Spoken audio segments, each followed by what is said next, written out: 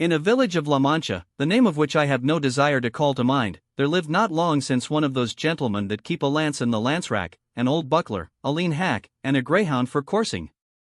An alia of rather more beef than mutton, a salad on most nights, scraps on Saturdays, lentils on Fridays, and a pigeon or so extra on Sundays, made away with 3/4 of his income. The rest of it went in a doublet of fine cloth and velvet breeches and shoes to match for holidays, while on weekdays he made a brave figure in his best homespun. He had in his house a housekeeper past 40, a niece under 20, and a lad for the field and marketplace, who used to saddle the hack as well as handle the billhook. The age of this gentleman of ours was bordering on 50, he was of a hearty habit, spare, gaunt-featured, a very early riser and a great sportsman. They will have it his surname was Quixote or Quesada, for here there is some difference of opinion among the authors who write on the subject, although from reasonable conjectures it seems plain that he was called Quixana. This, however, is of but little importance to our tale. It will be enough not to stray a hair's breadth from the truth in the telling of it. You must know, then, that the above-named gentleman, whenever he was at leisure, which was mostly all the year round, gave himself up to reading books of chivalry with such ardor and avidity that he almost entirely neglected the pursuit of his field sports, and even the management of his property, and to such a pitch did his eagerness and infatuation go that he sold many an acre of tillage land to buy books of chivalry to read, and brought home as many of them as he could get. But of all there were none he liked so well as those of the famous Feliciano de Silva's composition, for their lucidity of style and complicated conceits were as pearls in his sight, particularly when in his reading he came upon courtships and cartels, where he often found passages like, "The reason of the unreason with which my reason is afflicted so weakens my reason that with reason I murmur at your beauty," or again, "The high heavens, that of your divinity divinely fortify you with the stars, render you deserving of the desert your greatness deserves." Over conceits of this sort the poor gentleman lost his wits, and used to lie awake striving to understand them and worm the meaning out of them, what Aristotle himself could not have made out or extracted had he come to life again for that special purpose.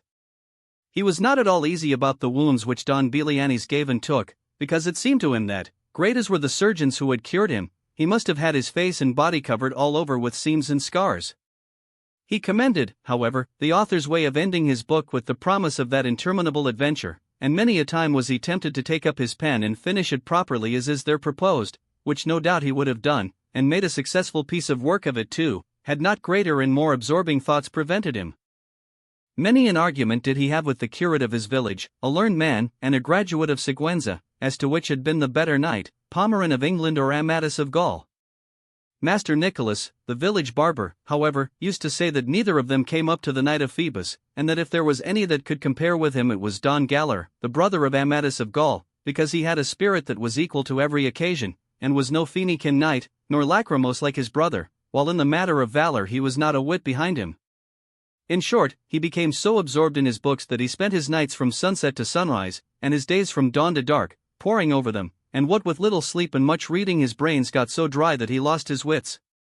His fancy grew full of what he used to read about in his books, enchantments, quarrels, battles, challenges, wounds, wooings, loves, agonies, and all sorts of impossible nonsense, and it so possessed his mind that the whole fabric of invention and fancy he read of was true, that to him no history in the world had more reality in it. He used to say the Cid Ruy Diaz was a very good knight, but that he was not to be compared with the knight of the burning sword who with one backstroke cut in half two fierce and monstrous giants. He thought more of Bernardo del Carpio because at Roncesvalles he slew Roland in spite of enchantments, availing himself of the artifice of Hercules when he strangled Antaeus the son of Terra in his arms. He approved highly of the giant Morganta, because, although of the giant breed which is always arrogant and ill-conditioned, he alone was affable and well-bred. But above all he admired Reynaldos of Montalban, especially when he saw him sallying forth from his castle and robbing everyone he met, and when beyond the seas he stole that image of Mohammed which, as his history says, was entirely of gold. To have a bout of kicking at that traitor of a Ganelon he would have given his housekeeper, and his niece into the bargain. In short, his wits being quite gone, he hit upon the strangest notion that ever madman in this world hit upon, and that was that he fancied it was right and requisite, as well for the support of his own honor as for the service of his country, that he should make a knight-errant of himself, roaming the world over in full armor and on horseback in quest of adventures, and putting in practice himself all that he had read of as being the usual practices of knights-errant, righting every kind of wrong, and exposing himself to peril and danger from which, in the issue, he was to reap eternal renown and fame. Already the poor man saw himself crowned by the might of his arm, Emperor of Trebizond at least, and so, led away by the intense enjoyment he found in these pleasant fancies, he set himself forthwith to put his scheme into execution.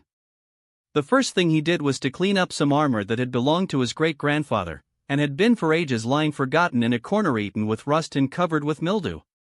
He scoured and polished it as best he could, but he perceived one great defect in it, that it had no closed helmet, nothing but a simple morion. This deficiency, however, his ingenuity supplied, for he contrived a kind of half-helmet of pasteboard which, fitted onto the morion, looked like a whole one. It is true that, in order to see if it was strong and fit to stand a cut, he drew his sword and gave it a couple of slashes, the first of which undid in an instant what had taken him a week to do. The ease with which he had knocked it to pieces disconcerted him somewhat, and to guard against that danger he set to work again, fixing bars of iron on the inside until he was satisfied with its strength, and then, not caring to try any more experiments with it, he passed it and adopted it as a helmet of the most perfect construction. He next proceeded to inspect his hack, which, with more quartos than a reel and more blemishes than the steed of Ganila, that tantum pellicitiasa fute, surpassed in his eyes the Bucephalus of Alexander or the Babieca of the Cid. For days were spent in thinking what name to give him, because, as he said to himself, it was not right that a horse belonging to a knight so famous, and one with such merits of his own, should be without some distinctive name, and he strove to adapt it so as to indicate what he had been before belonging to a knight-errant, and what he then was, for it was only reasonable that, his master taking a new character, he should take a new name, and that it should be a distinguished and full-sounding one, befitting the new order and calling he was about to follow. And so, after having composed, struck out, rejected, added to, unmade, and remade a multitude of names out of his memory and fancy, he decided upon calling him Rocinante, a name, to his thinking, lofty, sonorous, and significant of his condition as a hack before he became what he now was, the first and foremost of all the hacks in the world. Having got a name for his horse so much to his taste, he was anxious to get one for himself, and he was 8 days more pondering over this point, till at last he made up his mind to call himself Don Quixote, whence, as has been already said, the authors of this veracious history have inferred that his name must have been beyond a doubt Quixada, and not Quesada as others would have it. Recollecting, however, that the valiant Amatus was not content to call himself curtly Amatus and nothing more, but added the name of his kingdom and country to make it famous, and called himself Amatus of Gaul, he, like a good knight, resolved to add on the name of his, and to style himself Don Quixote of La Mancha, whereby, he considered, he described accurately his origin and country, and did honor to it in taking his surname from it. So then, his armor being furbished, his morion turned into a helmet, his hack christened, and he himself confirmed, he came to the conclusion that nothing more was needed now but to look out for a lady to be in love with, for a knight-errant without love was like a tree without leaves or fruit, or a body without a soul. As he said to himself, if, for my sins, or by my good fortune, I come across some giant hereabouts, a common occurrence with knights-errant, and overthrow him in one onslaught, or cleave him asunder to the waist, or, in short, vanquish and subdue him, will it not be well to have someone I may send him to as a present, that he may come in and fall on his knees before my sweet lady, and in a humble, submissive voice say, I am the giant Caraculiambro, lord of the island of Malandrania. Vanquished in single combat by the never sufficiently extolled knight Don Quixote of La Mancha, who has commanded me to present myself before your grace, that your highness dispose of me at your pleasure? Oh, how our good gentleman enjoyed the delivery of this speech, especially when he had thought of someone to call his lady. There was, so the story goes, in a village near his own a very good-looking farm girl with whom he had been at one time in love, though, so far as is known, she never knew it nor gave a thought to the matter.